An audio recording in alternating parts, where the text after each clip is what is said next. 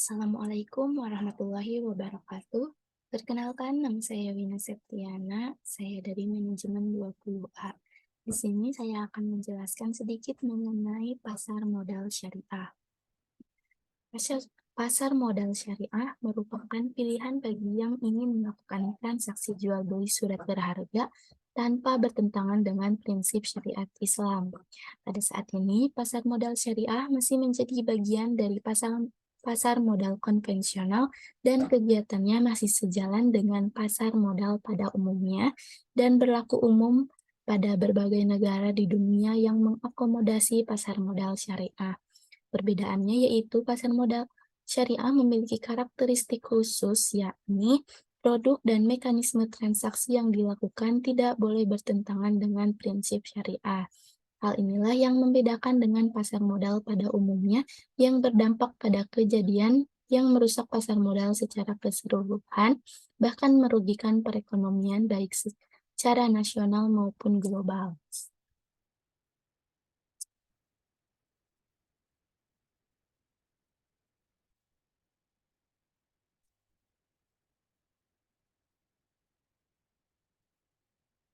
Menurut Undang-Undang Nomor 8 Tahun 1995 tentang Pasar Modal (UU/PM), merupakan kegiatan yang bersangkutan dengan penawaran umum dan perdagangan efek perusahaan pabrik yang berkaitan dengan efek yang diterbitkan serta lembaga dan profesi yang berkaitan dengan bursa efek syariah.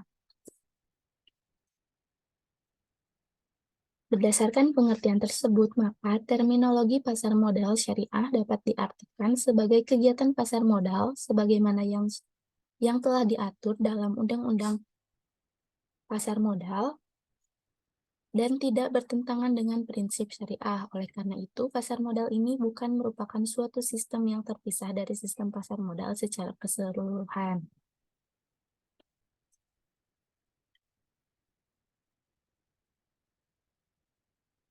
Undang-Undang Nomor 8 Tahun 1995 menjadi dasar hukum pasar modal syariah, di mana membahas tentang pasar modal termasuk peraturan pelaksanaannya yaitu peraturan Bapepam LK, peraturan pemerintah, peraturan bursa, dan lain-lainnya. Peraturan Bapepam LK selaku regulator pasar modal di Indonesia memiliki beberapa peraturan khusus terkait pasar modal syariah. Yang pertama, Peraturan Nomor 2K1 tentang kriteria dan penerbitan daftar efek syariah. Yang kedua, Peraturan Nomor 9A13 tentang penerbitan efek syariah. Dan ketiga, Peraturan No. 9A14 tentang akad-akad yang digunakan dalam penerbitan efek syariah. Selanjutnya, terdapat karakteristik dari pasar modal syariah. Pasar modal syariah memiliki karakteristik yaitu produk dan mekanisme transaksi tidak boleh bertentangan dengan prinsip syariah, serta pasar modal syariah memberikan jaminan halal dalam kegiatan jual beli produknya. Selanjutnya, prinsip pasar modal syariah. Pasar modal syariah merupakan bagian dari pasar modal yang melakukan aktivitasnya dalam jual beli saham, sukuk, dan reksadana. Aktivitas keuangan tersebut merupakan bagian kegiatan muamalah yang mengatur hubungan antara manusia.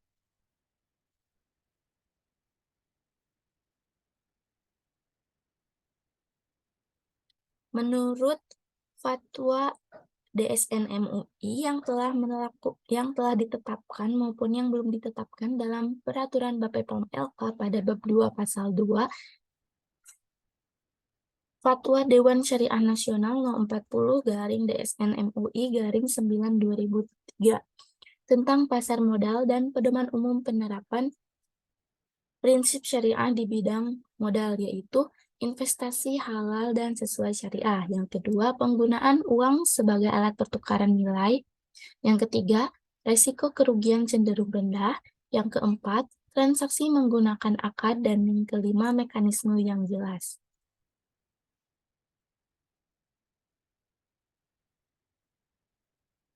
Selanjutnya yaitu manfaat dari pasar modal syariah. Yang pertama, menjadi tempat bagi para pemodal untuk ikut serta dalam kegiatan bisnis, mendapatkan keuntungan dan menanggung risiko yang terjadi. Yang kedua, merupakan peluang bagi pemerintah mendapatkan sumber pendapatan lain berupa pajak dari kegiatan transaksi di pasar modal syariah. Yang ketiga, mendukung percepatan pertumbuhan ekonomi dengan memberikan kesempatan bagi perusahaan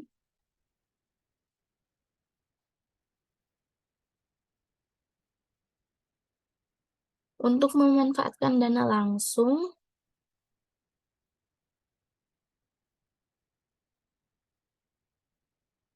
dari masyarakat, menyediakan sumber pembiayaan yang sifatnya jangka panjang bagi dunia usaha hingga menciptakan lapangan pekerjaan dengan profesi yang baik dan menarik.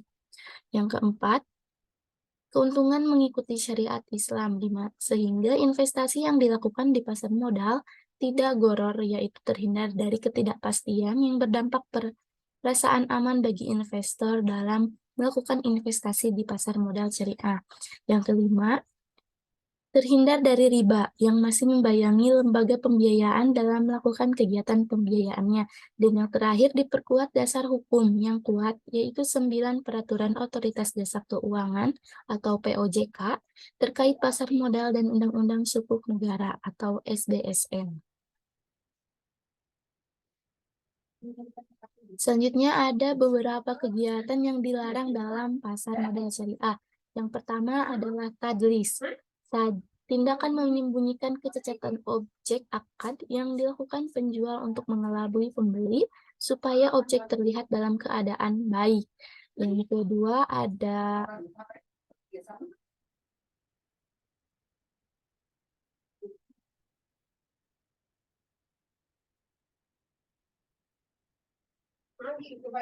kedua ada tanah jusi atau najsi,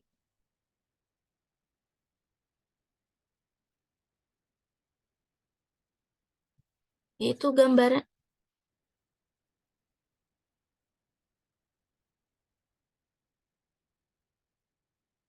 yang kedua yaitu tagrir. Tagrir berasal dari bahasa Arab goror yang artinya akibat bencana, bahaya, risiko, dan ketidakpastian. Dalam istilah fikih muamalah berarti melakukan sesuatu secara membabi buta tanpa pengetahuan yang cukup atau mengambil resiko sendiri dari suatu perbuatan yang mengandung resiko tanpa mengetahui dengan tepat apa akibatnya atau masuk ke kegiatan lain atau masuk ke kancah resiko tanpa memikirkan konsekuensinya. Yang ketiga ada tanajusi atau najsi.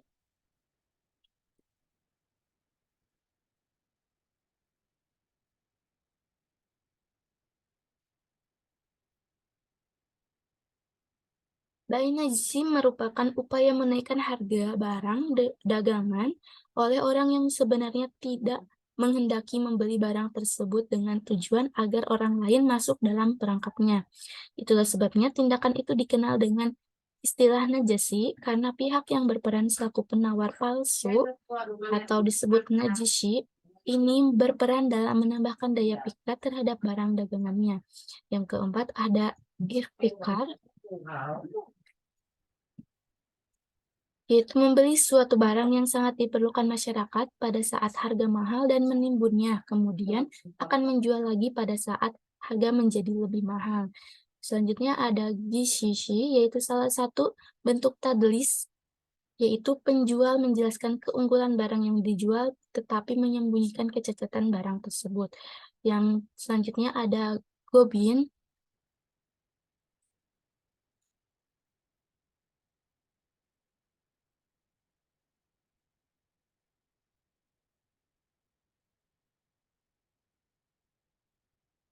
yaitu ketidakseimbangan antara dua barang yang dipertukarkan dalam suatu akad baik kualitas maupun kuantitasnya. Jika memenuhi dua ketentuan yaitu terjadi gob fahishi dan pihak yang ditipu tidak mengetahui hal itu pada saat transaksi, maka pihak yang tertipu itu memiliki khiyar atau opsi. Selanjutnya ada bai makdum, yaitu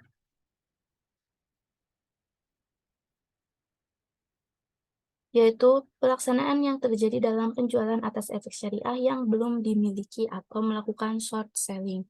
Dan yang terakhir ada riba, tambahan yang diberikan dalam pertukaran barang ribawi, dan tambahan yang diberikan atas pokok pokok utang dengan imbalan penangguhan pembayaran secara tertulis.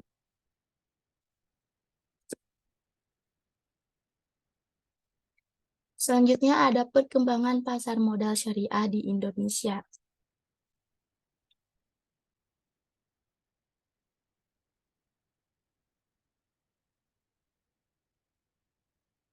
Sejarah perkembangan pasar modal syariah di Indonesia dimulai sejak diterbitkan reksadana syariah oleh PT Dana Reksa Investment Management pada tanggal 3 Juli 1997, dan kemudian Bursa Efek Indonesia bekerja sama dengan PT Dana Reksa Investment Management meluncurkan Jakarta Islamic Index pada tanggal 3 Juli 2000 yang bertujuan memandu investor yang ingin menginvestasikan dananya secara syariah.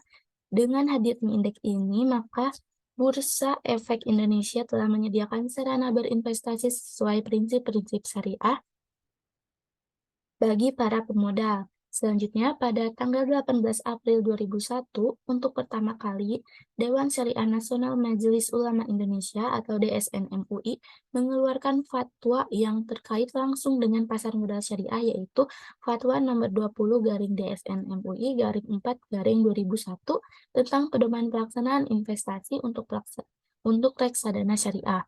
Kemudian, instrumen investasi syariah pada awal September 2002 di pasar modal bertambah dengan adanya obligasi syariah PT Indosat Tbk.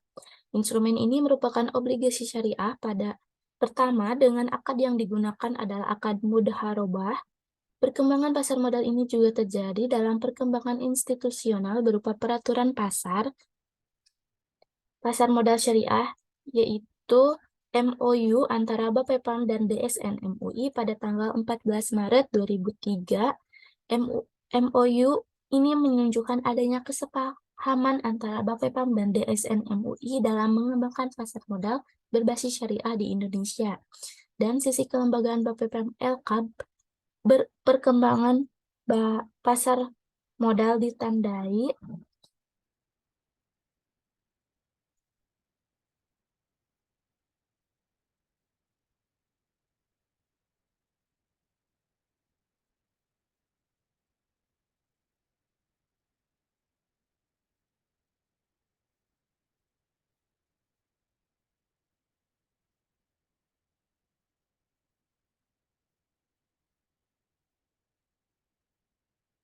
dengan pembentukan tim pengembangan pasar modal syariah pada tahun 2003.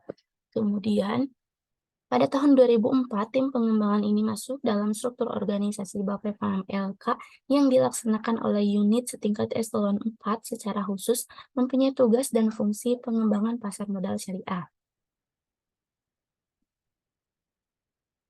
Pada tanggal 23 November 2006, Bapepam LK kemudian menerbitkan paket peraturan Bapepam LK terkait pasar modal syariah.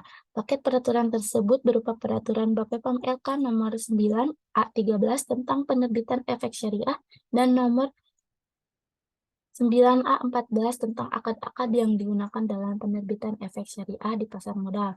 Kemudian pada tanggal 31 Agustus 2007, Bapepam LK menerbitkan peraturan Bapepam LK No. 2/K1 tentang kriteria dan penerbitan daftar efek syariah yang diikuti dengan peluncuran daftar efek syariah pertama kali oleh Bapepam LK pada tanggal 12 September 2007. Perkembangan pasar modal syariah mencapai tonggak sejarah baru dengan adanya pengesahan Undang-Undang Nomor 19 Tahun 2008 tentang Surat Berharga Syariah Negara (SBSN) pada tanggal 7 Mei 2008. Dan undang-undang ini digunakan sebagai landasan hukum untuk penerbitan Surat Berharga Syariah Negara atau Sukuk Negara dan pada tanggal 26 Agustus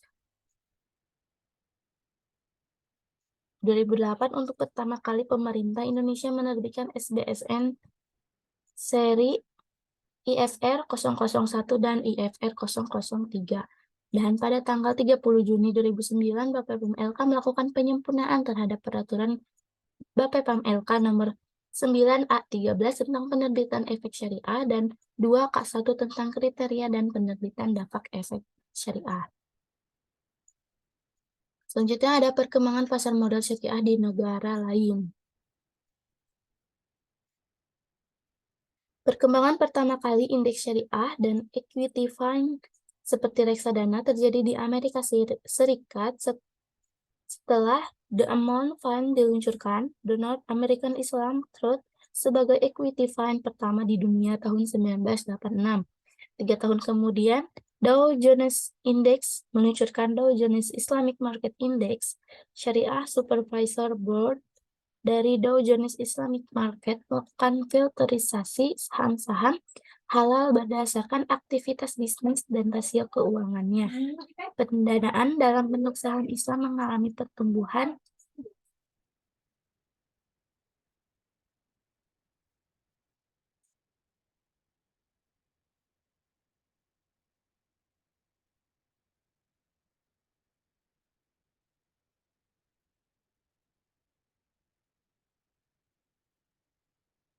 yang cepat selama semester kedua tahun 1990.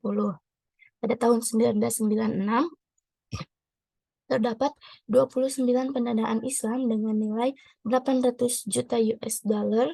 Menjelang bulan Maret tahun 2002, jumlah pendanaan Islam meningkat sampai 105 pendanaan dengan total aset mencapai 3,3 juta US dollar. Sebagai dampak dari peningkatan permintaan terhadap investasi saham Islam, investor internasional dari Kuwait melakukan kerjasama dengan kelompok FTSE yang merupakan perusahaan independen global index yang berlokasi di London, meluncurkan seri indeks saham Islam pertama kali yaitu FTSE Seri Indeks Islam Global atau Global Islamic Index Series atau GIIS. Pada akhir tahun 1998,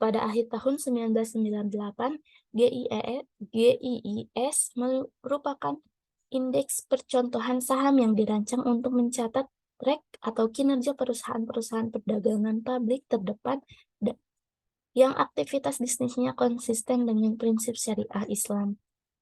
GIS kemudian bagian dari seluruh kelompok indeks dunia FTSE yang klasifikasi berdasarkan industri 10 indeks dan wilayah global Amerika, Eropa Pasifik, dan Afrika Selatan.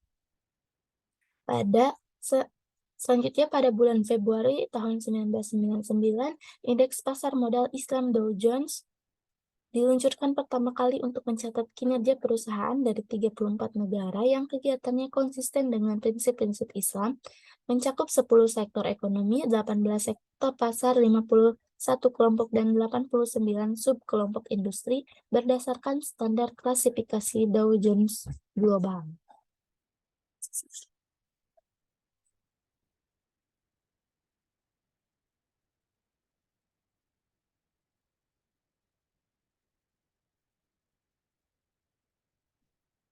Pasar modal syariah sebagai alternatif sustainable market, capital market.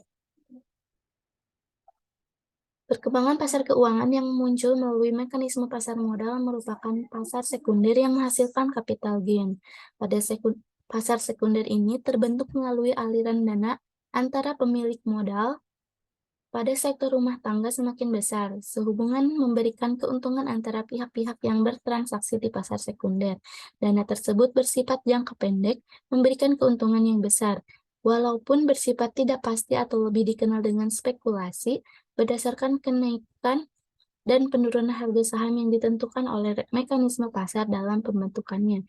Dengan demikian, apabila mekanisme ini dibiarkan berlangsung secara terus-menerus, akan berakibat dana modal tidak berputar dan digunakan untuk operasional perusahaan, tetapi berputar di lingkungan spekulasi dalam pasar sekunder.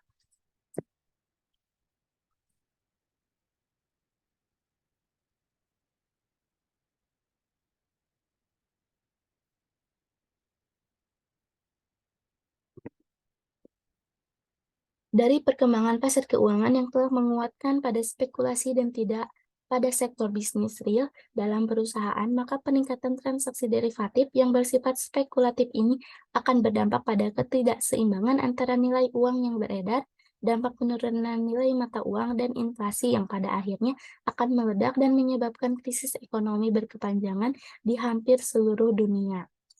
Inilah fakta sistem keuangan yang berkembang saat ini, yakni sistem kapitalis yang lebih menguntungkan para pemilik modal yang memainkan dananya pada pasar sekunder dan pasar derivatif. Oleh karena itu, muncullah solusi ekonomi Islam yang mencoba memberikan alternatif solusi bagi sistem keuangan yang ada saat ini. Pada bagian ini menggambarkan bagaimana ekonomi Islam berusaha menghilangkan riba nasyiyah, riba fad, dan goror, dan masyir atau judi yang muncul dari transaksi pada pasar sekunder dan pasar derivatif.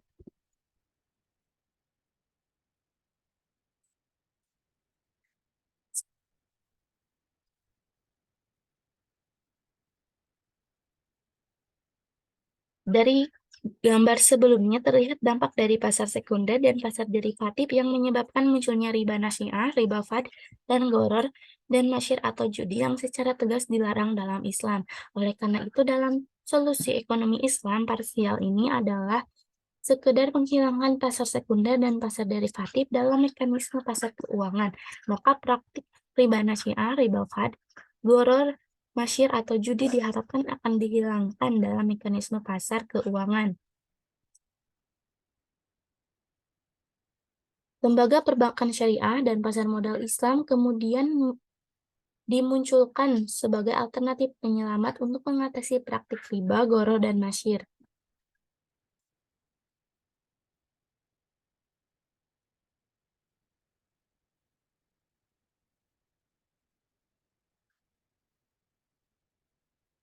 Dari mekanisme pasar keuangan pada gambar ini menunjukkan bahwa aliran pasar, faktor-faktor produksi antara sektor rumah tangga dan perusahaan menunjukkan bahwa perbankan syariah dan pasar modal syariah dengan sistem bagi hasil dalam mekanisme transaksinya telah menunjukkan bahwa mekanisme ini telah mampu memberikan solusi bagi pasar keuangan di Indonesia khususnya dan pasar keuangan internasional pada umumnya.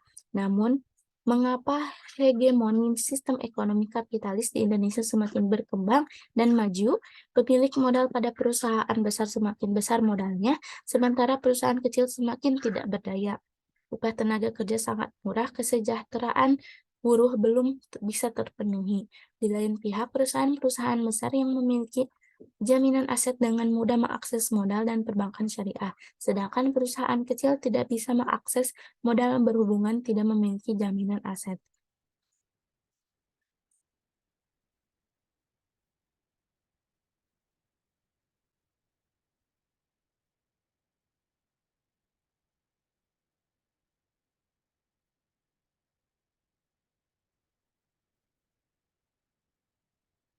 Pada saat ini, pasar modal syariah masih menjadi bagian dari pasar modal konvensional dan kegiatannya masih sejalan dengan pasar modal pada umumnya dan berlaku umum pada berbagai negara di dunia yang mengakomodasi pasar modal syariah. Untuk dapat melaksanakan seluruh sistem nilai yang terdapat di pasar modal syariah dengan baik, sehingga dapat mewujudkan sustainable capital market yang menjadi semua pihak dalam mendukung sustainable economic development. Mungkin cukup sekian yang dapat saya sampaikan. Terima kasih atas perhatiannya. Kurang lebihnya mohon dimaafkan. Wassalamualaikum warahmatullahi wabarakatuh.